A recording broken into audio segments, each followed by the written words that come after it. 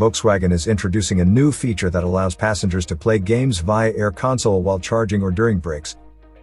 This expands the existing selection of onboard games, which are permanently installed in the infotainment system and can be controlled using the touchscreen and multifunction steering wheel.